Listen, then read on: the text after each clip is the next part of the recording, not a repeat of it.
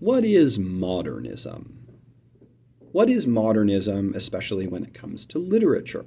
What is modernist poetry?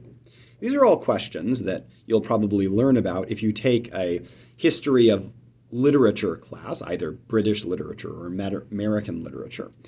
But today I want to particularly think about American modernism. If we have to blame modernism in literature on any one person in particular, it'll be that old writer from St. Louis who hopped across the pond to London, T.S. Eliot. Now, we've been talking about T.S. Eliot in the last few videos, and you may be already tired of him. But one thing I promised to do in the previous video is to talk about what modernism means and why we associate it with Eliot. Now, it's certainly not true that Eliot is the only modernist writer. James Joyce is often called a modernist writer. Many writers, from Langston Hughes to Marion Moore to William Carlos Williams to even somebody like Hemingway or Fitzgerald, can be called modernist writers. But I wanted to give us sort of a central set of ideas and a central text that I think most articulates what modernism is in Eliot's mind and in the group of people that Eliot influenced in the late teens and early 20s. So this section appears in a book review that T.S. Eliot did of a collection of the Metaphysical Poets. Now, the Metaphysical Poets were a group of poets who wrote in the 17th century. People like John Donne, Robert Crashaw, George Herbert, writers like that. Not at all modernist poets. And yet it's in his review of this collection of metaphysical poets that Eliot comes to kind of an articulation of both what he has been trying to do in poetry and what he recommends other people should try and do if they want to really be good poets in the early 20th century. Eliot writes this: "It is not a permanent necessity that poets should be interested in philosophy or in any other subject. We can only say that it appears likely that poets in our civilization," now he's writing this in London in the early 1920s, "in our civilization, as it exists at present, must be difficult. Our civilization comprehends a great variety and complexity, and this variety and complexity, playing upon a refined sensibility, must produce various and complex results. The poet must become more and more comprehensive, more elusive, more indirect, in order to force, to dislocate, if necessary, language into his meaning." I think the central sentence there is, our civilization comprehends great variety and complexity. And this variety and complexity, playing upon a refined sensibility, must produce various and complex results. And then in the next sentence, he explains that this will result in more comprehensive, more elusive, more indirect language.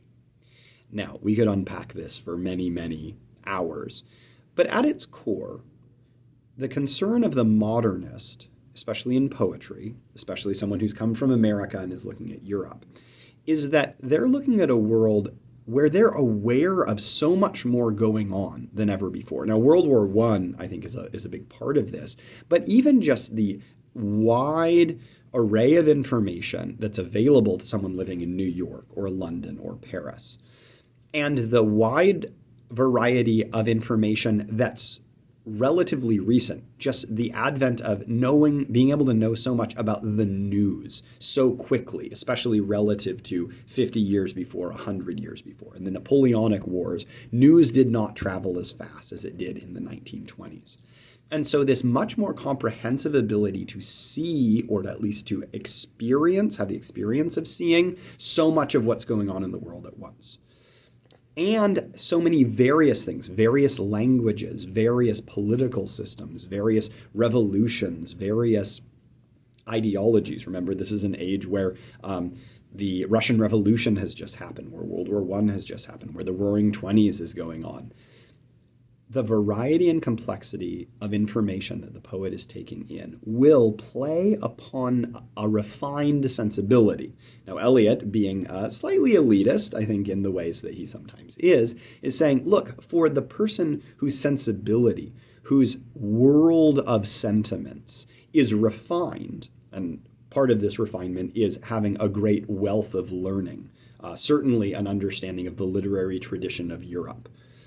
Playing upon the refined sensibility will result in a poetry that is comprehensive, elusive, and indirect. Now, comprehensive means it's going to maybe address more issues, more topics than the Victorian poet would have been able to write about.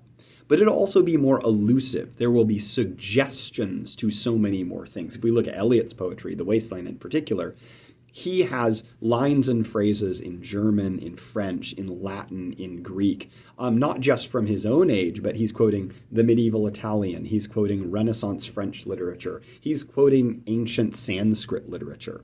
He has more allusions that are more complex than any poet who's writing around the same time as him. And his influence upon people like Ezra Pound, people like Marianne Moore, people like even Virginia Woolf, people like James Joyce, is he's encouraging that kind of complexity, comprehensiveness, elusiveness, and it's interesting, he says indirectness. I'm not just going to come out and say, I think Europe is in trouble. I'm going to allude to it. I'm going to indirectly suggest it by many, many references to many, many different fields of human culture, human history, and human experience. And then he says something that I think often people associate with modernism more than anything else. He says, we do this in order to force, to dislocate, if necessary, language into his meaning.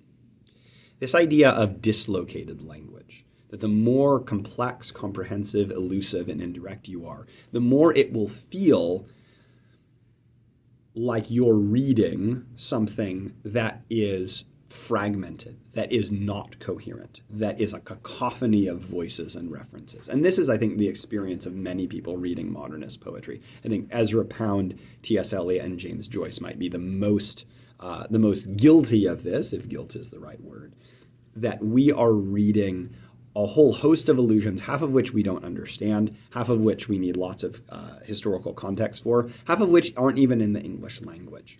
But as Eliot says at the beginning of this passage, we can only say it appears that poets in our civilization as it exists at present must be difficult. The modernist writer is not afraid of being hard to understand. In fact, if he's being or she's being faithful to truly encountering and engaging with her sentiments and the effect of the world upon her sentiments, she must write something that's difficult. He must write a poem that is hard to understand, because that's what the age demands. And I think more than anything else, if we're going to look at modernist literature, appreciate modernist literature, wrestle with it, even argue against it, we need to see that difficulty, complexity, indirectness, dislocation are fundamental qualities that are being sought after by these writers. It's not like they accidentally don't make sense.